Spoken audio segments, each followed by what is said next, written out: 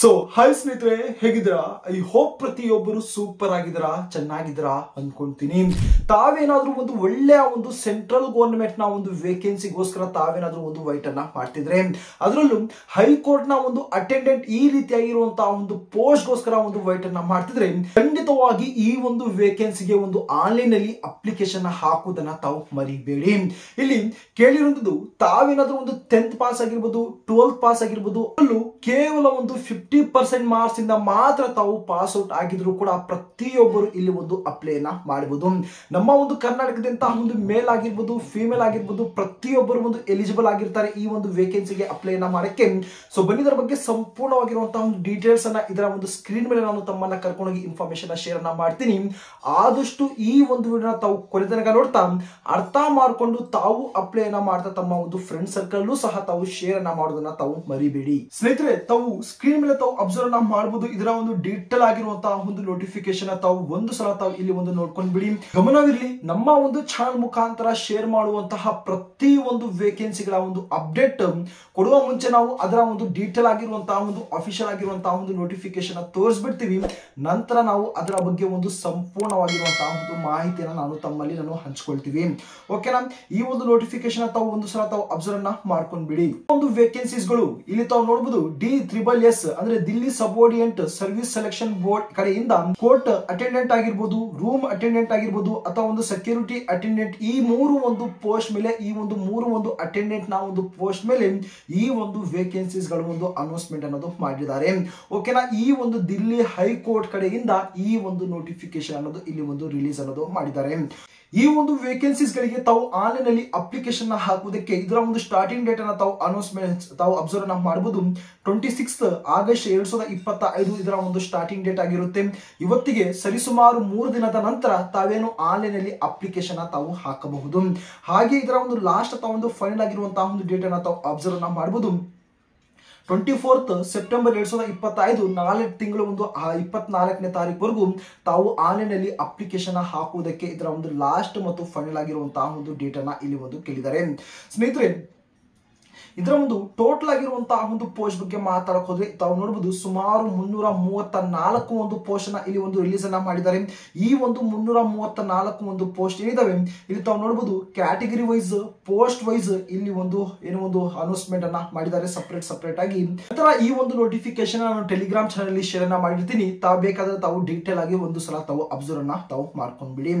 ಬಹಳ ಒಂದು ಮುಖ್ಯವಾಗಿ ಈ ಒಂದು ವೇಕೆನ್ಸಿ ಒಂದು ಸೆಂಟ್ರಲ್ ಗವರ್ನಮೆಂಟ್ ನ ಒಂದು ವೇಕೆನ್ಸಿ ಆಗಿರೋದ್ರಿಂದ ತಮ್ಮ ಒಂದು ಸಂಬಳವನ್ನು 21,700 ಹಿಡಿದು 69,100 ರೂಪಾಯಿವರೆಗೂ ತಾವು ಇಲ್ಲಿ ಒಂದು ಸಂಬಳ ಅನ್ನೋದು ಇಲ್ಲಿ ಒಂದು ಅನೌನ್ಸ್ಮೆಂಟ್ ಅನ್ನ ಮಾಡಿದ್ದಾರೆ. ಅಷ್ಟೇ ಅಲ್ಲ, ಈ ಒಂದು ಸಂಬಳದ ಜೊತೆಗೆ ತಾವು ನೋಡಬಹುದು DNS ಅಲವೆನ್ಸಸ್ ಅನ್ನ ಕೊಡ್ತಾರೆ, ಹೋಮ್ ರೆಂಟ್ ಅಲವೆನ್ಸ್ HRA ಅನ್ನ ಕೊಡ್ತಾರೆ, ಮೆಡಿಕಲ್ ಅನ್ನ ಕೊಡ್ತಾರೆ, ಟ್ರಾನ್ಸ್ಪೋರ್ಟ್ ನ ಒಂದು ಫೆಸಿಲಿಟಿ ಸಹ ಇಲ್ಲಿ ಒಂದು ಮಾಡಿಕೊಡ್ತಾರೆ. ಪೋಸ್ಟ್ ಬಗ್ಗೆ ಮಾತಾಡಕ್ ಹೋದ್ರೆ ನಾನು ಆಲ್ರೆಡಿ ಹೇಳಿದ್ದೀನಿ. ಇಲ್ಲಿ ತಾವು ನೋಡಬಹುದು, ಕೋರ್ಟ್ ಅಟೆಂಡೆಂಟ್, ರೂಮ್ ಅಟೆಂಡೆಂಟ್ ಮತ್ತು ಸೆಕ್ಯೂರಿಟಿ ಅಟೆಂಡೆಂಟ್ ಈ ಮೂರು ಒಂದು ಪೋಸ್ಟ್ ಅಲ್ಲಿ ಈ ಒಂದು ವೇಕೆನ್ಸೀಸ್ ಗಳನ್ನ ರಿಲೀಸ್ ಅನ್ನ ಮಾಡಿದ್ದಾರೆ. ತಾವು ಯಾವ ಒಂದು ಪೋಸ್ಟ್ ಮೇಲೆ ತಾವು ಏನೋ ಒಂದು ಇಂಟ್ರೆಸ್ಟೆಡ್ ಆಗಿದ್ದೀರಿ, ಅಪ್ಲೈ ಮಾಡುವಂತ ಸಂದರ್ಭದಲ್ಲಿ ಆ ಒಂದು ಪೋಸ್ಟ್ ನ ತಾವು ಸೆಲೆಕ್ಟ್ ಅನ್ನ ಮಾಡ್ಕೊಂಡು ತಾವು ಅಪ್ಲೈನ ತಾವು ಮಾಡಬೇಕಾಗಿರುತ್ತೆ.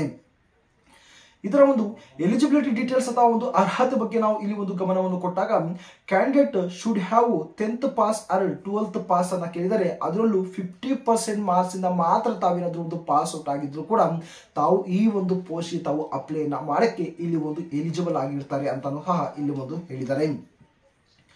ಸ್ನೇಹಿತರೆ, ಏಜ್ ಲಿಮಿಟ್ ಅನ್ನ ತಾವು ಗಮನಿಸಬಹುದು. ಮಿನಿಮಮ್ ಆಗಿ 18 ವರ್ಷ ಕೇಳಿದ್ದಾರೆ ಮತ್ತು ಮ್ಯಾಕ್ಸಿಮಮ್ ಆಗಿ 25 ವರ್ಷ ಇಲ್ಲಿ ಒಂದು ಏಜ್ ಲಿಮಿಟ್ ಅನ್ನ ಕೇಳಿದ್ದಾರೆ. ಅಷ್ಟೇ ಅಲ್ಲ, ಇಲ್ಲಿ ಒಂದು ಏಜ್ ರಿಲ್ಯಾಕ್ಸೇಷನ್ ಸಹ ಇಲ್ಲಿ ಒಂದು ಮೆನ್ಷನ್ ಮಾಡಿದ್ದಾರೆ. SC ST ಗೆ 5 ವರ್ಷ, OBC ಇವರಿಗೆ 3 ವರ್ಷ, PWD ಗೆ ತಾವು ನೋಡಬಹುದು, ಕ್ಯಾಟಗರಿ ವೈಸ್ ತಾವು ನೋಡಬಹುದು. ಹಾಗೆ ಎಕ್ಸ್ ಸರ್ವಿಸ್ ಮ್ಯಾನ್ ಗೆ ಸರ್ವಿಸ್ ಇಯರ್ ಪ್ಲಸ್ 3 ವರ್ಷ ಇಲ್ಲಿ ಒಂದು ಏಜ್ ರಿಲ್ಯಾಕ್ಸೇಷನ್ಸ್ ಅನ್ನ ಕೇಳಿದ್ದಾರೆ. ನಮ್ಮದು 25 ವರ್ಷಕ್ಕಿಂತ ಹೆಚ್ಚು ನಮ್ಮ ಒಂದು ಏಜ್ ಆಗಿದೆ ಅಂದ್ರೆ ಖಂಡಿತವಾಗಿ ಈ ಒಂದು ಏಜ್ ರಿಲ್ಯಾಕ್ಸೇಷನ್ಸ್ ಅನ್ನ ತಾವು ಆಡ್ ಅನ್ನ ಮಾಡಿಕೊಂಡು ತಾವು ಆನ್ಲೈನ್ ಅಲ್ಲಿ ಅಪ್ಲಿಕೇಶನ್ ತಾವು ಹಾಕಬಹುದು. ಅಪ್ಲಿಕೇಶನ್ ಫೀಸ್ ಬಗ್ಗೆ ಮಾತಾಡಕ್ ಹೋದ್ರೆ ತಾವು ನೋಡಬಹುದು ಆಲ್ ಫಿಮೇಲ್ ಕ್ಯಾಂಡಿಡೇಟ್ ಗಳಿಗೆ ಯಾವುದೇ ರೀತಿಯಂತಹ ಒಂದು ಅಪ್ಲಿಕೇಶನ್ ಫೀಸ್ ಅನ್ನ ಇಲ್ಲಿ ಒಂದು ಕೇಳಿಲ್ಲ. SC ST ಗೆ ಯಾವುದೇ ರೀತಿಯಂತಹ ಒಂದು ಫೀಸ್ ಕೇಳಿಲ್ಲ. ಅದರಲ್ಲೂ ಜನರಲ್ OBC ಮತ್ತು EWS ನ ಒಂದು ಕ್ಯಾಂಡಿಡೇಟ್ ಗಳಿಗೆ ಮಾತ್ರ ಇಲ್ಲಿ ಒಂದು ₹100 ಮಾತ್ರ ಇಲ್ಲಿ ಒಂದು ಅಪ್ಲಿಕೇಶನ್ ಫೀಸ್ ಅನ್ನ ಇಲ್ಲಿ ಒಂದು ಕೇಳಿದ್ದಾರೆ. ಸೆಲೆಕ್ಷನ್ ಪ್ರೊಸೆಸ್ ಅನ್ನ ತಾವು ನೋಡಬಹುದು. ಮೂರು ಒಂದು ಮೆಥಡ್ ಅಲ್ಲಿ ತಮ್ಮ ಒಂದು ಸೆಲೆಕ್ಷನ್ಸ್ ಅನ್ನ ಇಲ್ಲಿ ಒಂದು ನಡೆಸ್ಕೊಂತಾರೆ. ಮೊದಲನೇದಾಗಿ ಇಲ್ಲಿ ಒಂದು ರಿಟರ್ನ್ ಎಕ್ಸಾಮಿನೇಷನ್ಸ್ ಇರುತ್ತೆ, ಡಾಕ್ಯುಮೆಂಟ್ ವೆರಿಫಿಕೇಶನ್ ಇರುತ್ತೆ ಮತ್ತು ಮೂರನೇದಾಗಿ ಇಲ್ಲಿ ಒಂದು ಮೆಡಿಕಲ್ ಎಕ್ಸಾಮಿನೇಷನ್ಸ್ ಇಲ್ಲಿ ಒಂದು ಇರುವಂತದ್ದು. ಈ ಒಂದು ರಿಟರ್ನ್ ಎಕ್ಸಾಮಿನೇಷನ್ ಕಡೆ ನಾವು ಬಂದಾಗ ಇಲ್ಲಿ ಒಂದು objective type of multiple choice ಒಂದು ಕ್ವಶನ್ಸ್ ಇರುತ್ತೆ. ತಾವೇನೋ ಒಂದು ಥಿಯರಿ ಟೈಪ್ ಅಲ್ಲಿ ತಾವೇನೋ ಒಂದು ಬರೆಯುವಂತಹ ಒಂದು ಅವಶ್ಯಕತೆ ಇಲ್ಲ. ಸಿಂಪಲ್ ಆಗಿ ಒಂದು ಕ್ವಶನ್ಸ್ ಅನ್ನ ಕೊಟ್ಟಿರ್ತಾರೆ, ಅದಕ್ಕೆ ರಿಲೇಟೆಡ್ ಆಗಿರುವಂತಹ ಒಂದು 4 ಒಂದು ಆನ್ಸರ್ಸ್ ಅನ್ನ ಕೊಟ್ಟಿರ್ತಾರೆ. ಅದರಲ್ಲೂ ಒಂದು ಸೂಟಬಲ್, ಅದರಲ್ಲೂ ಒಂದು ಕರೆಕ್ಟ್ ಆಗಿರುವಂತಹ ಒಂದು ಆನ್ಸರ್ ಅನ್ನ ಸೆಲೆಕ್ಟ್ ಅನ್ನ ಮಾಡಬೇಕಾಗಿರುವಂತದ್ದು ಸಿಂಪಲ್ ಆಗಿರುವಂತಹ ಒಂದು ಎಕ್ಸಾಮ್ ಇರುತ್ತೆ. ಈ ಒಂದು ರಿಟರ್ನ್ ಎಕ್ಸಾಮಿನೇಷನ್ ಅಲ್ಲಿ ನೋಡಬಹುದು ಜನರಲ್ ಅವೇರ್ನೆಸ್ ಗೆ 40 ಕ್ವಶನ್ಸ್ ಇರುತ್ತೆ, 40 ಮಾರ್ಕ್ಸ್ ಇರುತ್ತೆ. ರೀಸನಿಂಗ್ ಮೇಲೆ 40 ಕ್ವಶನ್ಸ್, 40 ಮಾರ್ಕ್ಸ್. ನ್ಯೂಮೆರಿಕಲ್ ಅಬಿಲಿಟಿ ಮೇಲೆ 40 ಕ್ವಶನ್ಸ್, 40 ಮಾರ್ಕ್ಸ್. ಇಂಗ್ಲಿಷ್ ಲ್ಯಾಂಗ್ವೇಜ್ ಮತ್ತು ಹಿಂದಿ ಲ್ಯಾಂಗ್ವೇಜ್ ಮೇಲೆ 40 ಕ್ವಶನ್ಸ್, 40 ಮಾರ್ಕ್ಸ್ ಇರುತ್ತೆ. ಟೋಟಲ್ ಆಗಿ 200 ಕ್ವಶನ್ಸ್, 200 ಮಾರ್ಕ್ಸ್ ಇರುತ್ತೆ. ಸುಮಾರು 2 ಗಂಟೆಯ ಒಂದು ಕಾಲಾವಕಾಶ ಇರುತ್ತೆ. 0.25 ನೆಗೆಟಿವ್ ಮಾರ್ಕ್ಸ್ ಇಲ್ಲಿ ಒಂದು ಕೇಳಿರ್ತಾರೆ. ಈ ಒಂದು 0.25 ನೆಗೆಟಿವ್ ಮಾರ್ಕ್ಸ್ ಇರೋದ್ರಿಂದ ಬಹಳ ಒಂದು ಕೇರ್ಫುಲ್ ಆಗಿ ತಾವೇನೋ ಒಂದು ಟಿಕ್ ಮಾಡ್ತೀರಾ. ಮಾರ್ಕ್ಸ್ ಶೀಟ್ ಅನ್ನ ತಮಗೆ ಏನು ಕೊಟ್ಟಿರ್ತೀರಾ ಅದರಲ್ಲಿ ಒಂದು ಕೇರ್ಫುಲ್ ಆಗಿ ತಾವು ಏನೋ ಒಂದು ಫೀಲ್ ಅನ್ನ ತಾವು ಮಾಡಬೇಕಾಗಿರುತ್ತೆ. ಈ ಒಂದು ಹೈಕೋರ್ಟ್ ನ ಒಂದು ವೇಕೆನ್ಸಿಗೆ ಸಂಬಂಧಪಟ್ಟಂತಹ ಒಂದು ಸಂಪೂರ್ಣವಾಗಿರುವಂತಹ ಒಂದು ಡೀಟೇಲ್ಸ್ ಆಗಿರುತ್ತೆ. ಸ್ನೇಹಿತರೆ, ಇದರ ಒಂದು ಎಕ್ಸಾಮ್ ಸೆಂಟರ್ಸ್ ನೋಡಕ್ ಹೋದ್ರೆ ಈ ಒಂದು ನೋಟಿಫಿಕೇಶನ್ ಅಲ್ಲಿ ಮೆನ್ಷನ್ ಮಾಡಿದ್ದಾರೆ, ದಿಲ್ಲಿನಲ್ಲೇ ಇದರ ಒಂದು ಎಕ್ಸಾಮ್ ಸೆಂಟರ್ಸ್ ಇರುತ್ತೆ. ಇದರ ಒಂದು ಜಾಬ್ ಲೊಕೇಶನ್ ದಿಲ್ಲಿನಲ್ಲೇ ಇರುತ್ತೆ ಅಂತಾನು ಕೂಡ ಈ ಒಂದು ನೋಟಿಫಿಕೇಶನ್ ತಿಳಿಸಿಕೊಟ್ಟಿದ್ದಾರೆ.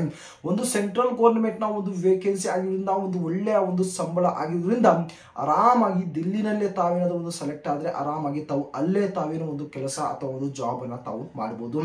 ಯಾವ ರೀತಿ ನಾವು ಈ ಒಂದು ವೇಕೆನ್ಸಿಗಳಿಗೆ ನಾವು ಅಪ್ಲೈ ಮಾಡಬಹುದು ಅಂದ್ರೆ ಇದರ ಒಂದು ಸ್ಟಾರ್ಟಿಂಗ್ ಡೇಟ್ ಇದೇ ತಿಂಗಳು 26ನೇ ತಾರೀಕು ಆಗಿರೋದ್ರಿಂದ ನಾನು ನಂತರ 26ನೇ ತಾರೀಕು ಬೇಕಾದ್ರೆ ನಾನು ಯಾವ ರೀತಿ ಅಪ್ಲೈ ಮಾಡಬೇಕು ಎಂಬುದರ ಬಗ್ಗೆ ತಿಳಿಸ್ಕೊಡ್ತೀನಿ. ಸದ್ಯಕ್ಕೆ ಇದರ ಒಂದು ಡೀಟೇಲ್ ಆಗಿರುವಂತಹ ಒಂದು ಅಫಿಷಿಯಲ್ ಆಗಿರುವಂತಹ ಒಂದು ವೆಬ್ಸೈಟ್ ನ ಒಂದು ಲಿಂಕ್ ಅನ್ನ ಡಿಸ್ಕ್ರಿಪ್ಷನ್ ಅಲ್ಲಿ ಕೊಟ್ಟಿರ್ತೀನಿ. ಬೇಕಾದ್ರೆ ತಾವು ಒಂದು ಸಲ ತಾವು ಹೋಗಿ ಚೆಕ್ಔಟ್ ಅನ್ನ ಮಾಡಬಹುದು. ತಾವೇನ್ ನೋಡ್ತಾ ಇದೀರಾ ಇದರ ಒಂದು ಡೀಟೇಲ್ ಆಗಿರುವಂತಹ ಒಂದು ನೋಟಿಫಿಕೇಶನ್ ನ ಒಂದು PDF ಫಾರ್ಮೆಟ್ ಸಹ ನಾನು ಟೆಲಿಗ್ರಾಮ್ ಚಾನಲ್ ಅಪ್ಲೋಡ್ ಅನ್ನ ಮಾಡಿರ್ತೀನಿ. ಆ ಒಂದು ಟೆಲಿಗ್ರಾಮ್ ಚಾನಲ್ ಒಂದು ಲಿಂಕ್ ನಾನು ಡಿಸ್ಕ್ರಿಪ್ಷನ್ ಅಲ್ಲಿ ಪೇಸ್ಟ್ ಅನ್ನ ಮಾಡಿರ್ತೀನಿ.